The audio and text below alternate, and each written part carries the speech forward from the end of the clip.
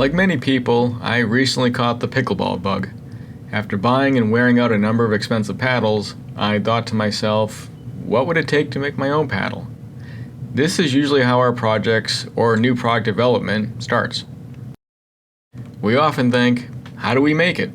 And then sometimes we find we need a material we've never used before, and we get excited because we want to know if we can cut and or engrave it in our lasers. Well, in this case, the answer was a definite no. However, we figured out a number of laser uses for this project. The most important thing was to use the laser to cut out the paddle pattern to use on our router table. I cut the pattern out of 1/4 inch MDF. I really needed a 1/2 inch thick pattern, but we can really only cut 1/4 inch material cleanly on our lasers. So 2 pieces were cut. I also realized after I cut them that I didn't size the handle correctly, so I had to do some adjustments. Since I lost the reference point for the original job, I had to be a little creative if I didn't want to waste material recutting the patterns. I marked just the handle outline with some scrap wood, positioned the patterns on it, and I was then able to just cut off the excess material.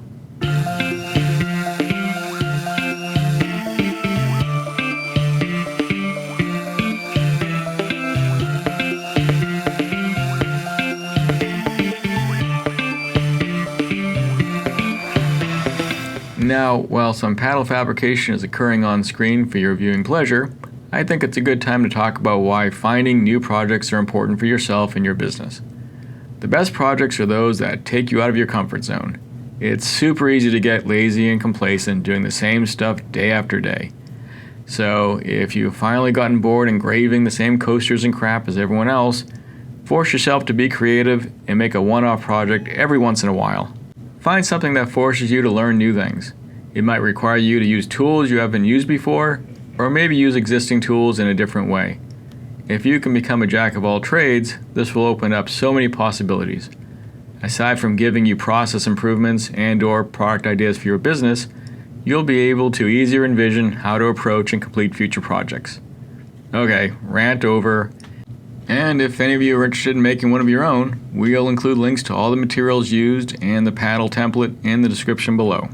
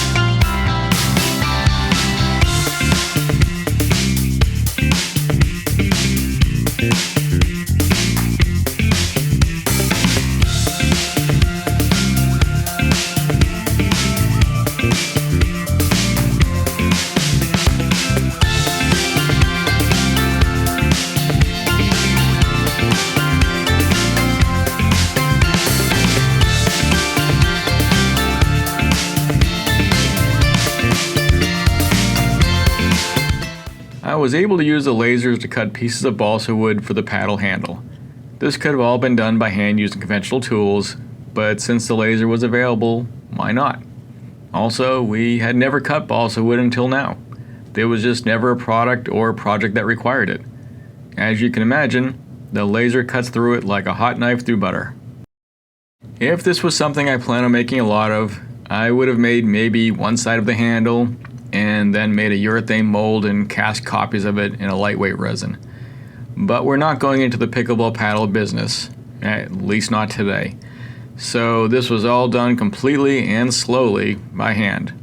And yes, a Dremel would have made this go faster, but it was at home, not here at work. So there you go.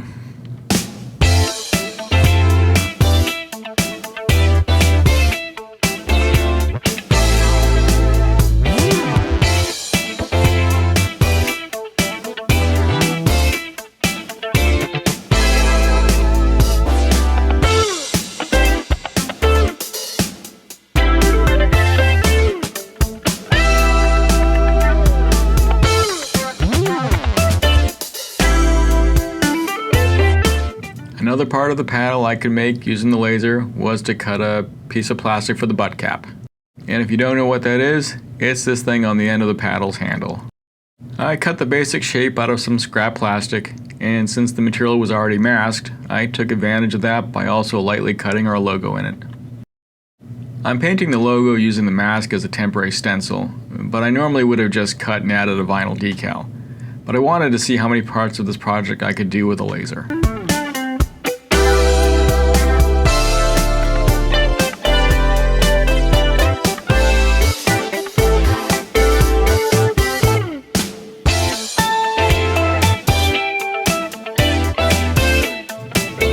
I think creating this butt cap was the worst part of the entire project.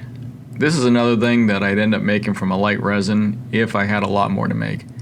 It would take more time up front to create one, or maybe rip one off another paddle to use as a master, but cashing them would have been a huge time saver.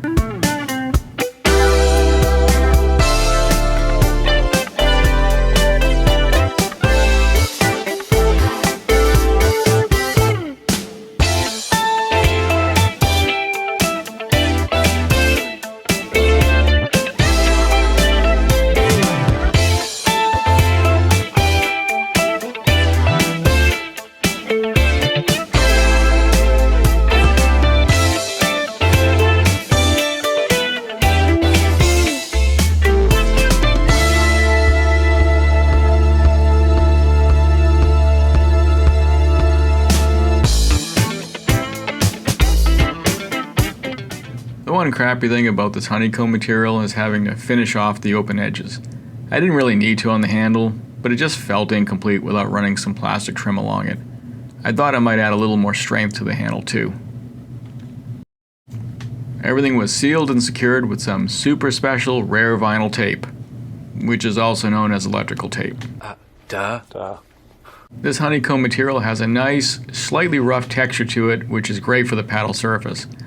But it's not the greatest looking, so you've got to paint it.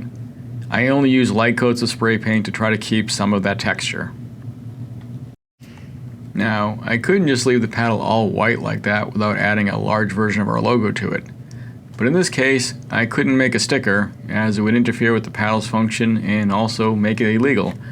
This gave me the chance to use our laser to make a stencil out of a sheet of mylar material. Since I already have the paddle design file, I was able to make the stencil in the exact shape of the paddle, so I wouldn't have to worry about the logo positioning when it was time to paint. A few light coats of paint took care of the logo. And here's the open unfinished edges again. They've got to be sealed with something. Preferably something that will protect the edges when the paddle hits things other than the ball. One okay solution is what I used before on the handle, but I think this U-channel trim will work a lot better. It should offer more protection because it wraps around the edges a little bit, and even looks like what's used on most mass-produced paddles. The paddle was now basically done, but needed a few final touches to finish it off.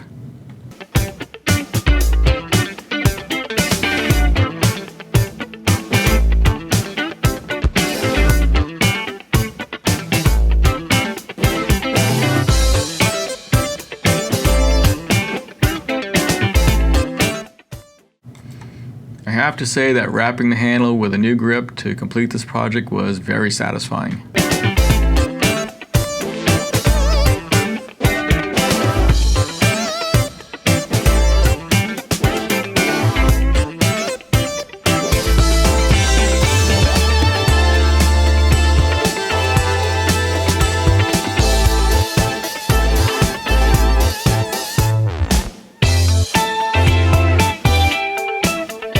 I think it came out pretty good. The new paddle weighed in at about a ½ ounce less than my original paddle that it was modeled after. And this probably makes sense, as the new paddle is about 1.3 millimeters thinner than the original. But it's nice to see that they are not only identical in shape and size, but also in weight too. The question now was, how does it play? I assumed it couldn't possibly be as good as the manufactured paddle. I honestly thought it might feel crappy hitting with it. But nope, it felt almost the same. After a few hours playing with it in real competition the same night it was completed, I can confirm that it plays almost identical to my original paddle. I was actually shocked that it performed as well as it did. I guess I'll have to make more. And if any of you are interested in making one of your own, we'll include links to all the materials used and the paddle template in the description below.